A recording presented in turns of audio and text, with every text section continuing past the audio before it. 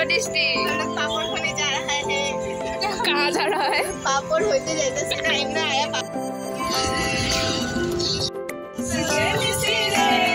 दुल्हन बनावी बनावी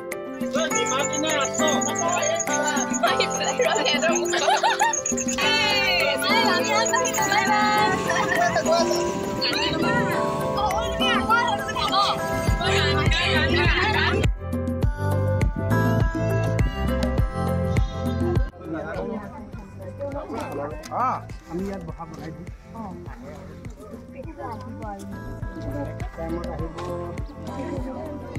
এটা প্লেন কৰিছিলে মেটেকাখিনি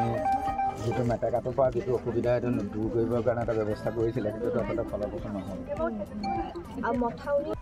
মেটেকাৰ অসুবিধাত মানে আপোনালোকে জাল পাতিব পৰা নাই জাল পাতি আগতে এনে মাৰিছিলে মাৰিছিলোঁ আৰু 2 নম্বৰ কুৱেশ্যন আগতে উৎপাদন বেছি হৈছিল আগতে আপোনালোকৰ সপ্তাহত ঘৰৰ মানুহে কিমান মাছ মাৰিছিলে আগতেতো মাৰিছিলে কৈছে কিমান মাৰিছিলে মাছ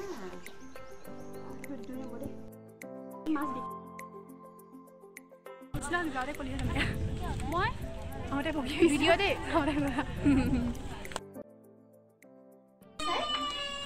এওঁ সকলোৰে এটা পৰিচিত নাম আৰু যাদৱ পায়েং ছাৰ আৰু এওঁ পদ্মশ্ৰী বঁটাও লাভ কৰিছে ফৰেষ্টমেন তেনেকুৱা ধৰণৰ বহুত ধৰণৰ উপাধিৰে তেওঁক বিভূষিত কৰা হৈছে আৰু তেওঁ নিজৰ জীৱনশৈলী আৰু প্ৰকৃতিৰ প্ৰতি থকা তেওঁৰ দায়িত্ববোধ প্ৰেম সকলোৱে তেওঁক এজন বিশেষ মানুহৰূপে চিনাকি দিছে গতিকে তোমালোকে যিহেতু বহুতখিনি তেওঁৰ বিষয়ে জনাই মই বিশেষ একো আৰু পৰিচয় তেওঁৰ দাঙি নধৰোঁ আৰু আজি আমি যিহেতু ফিল্ড ষ্টাডিত আহিছিলোঁ এই সুযোগতে তেওঁক লগ কৰাৰ সুবিধা পালোঁ ছাৰেও আমাক সময় দিলে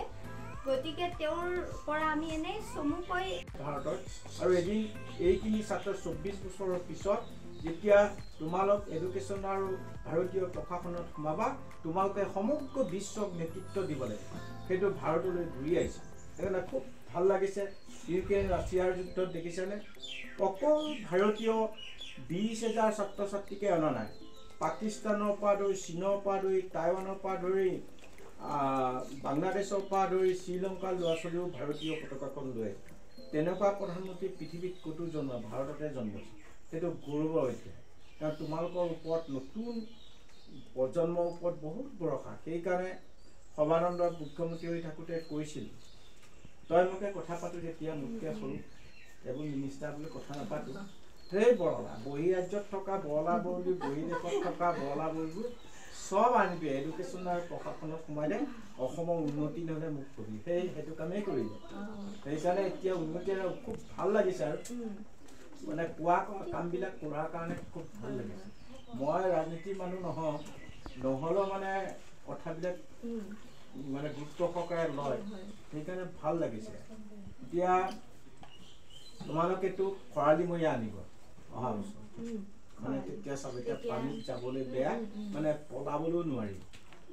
নলা নমনা পানীত ক'লৈ যাব আৰু তোমালোকে ভূগোলত যেতিয়া পঢ়িছা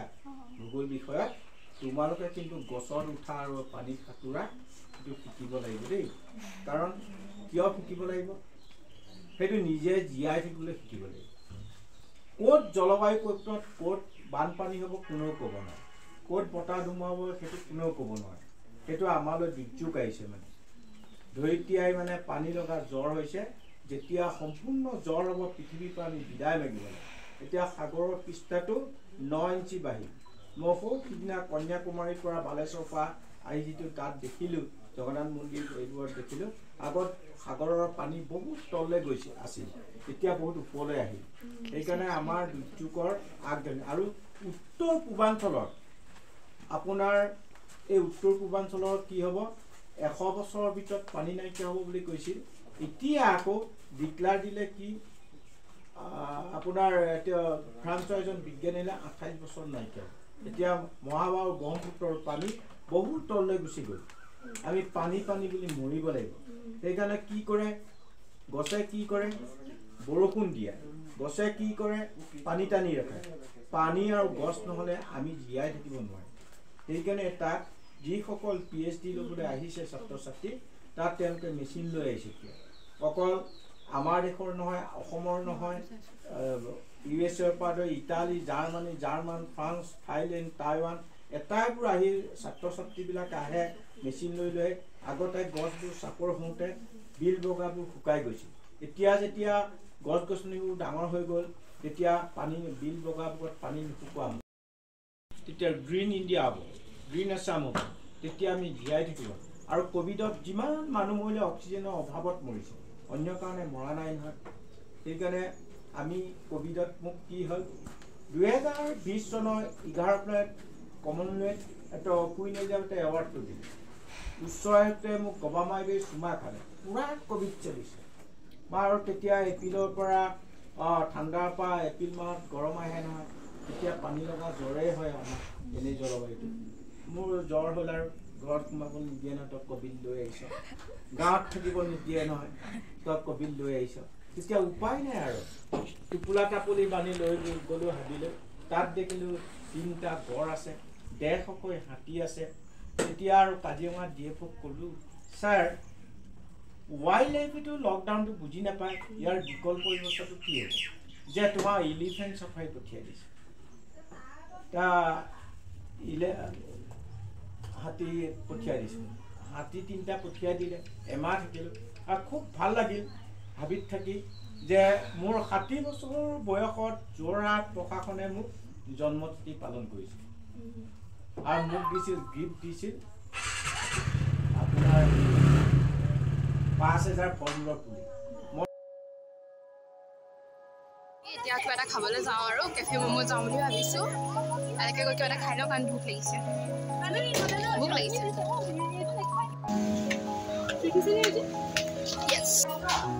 আহি লওক একেলগে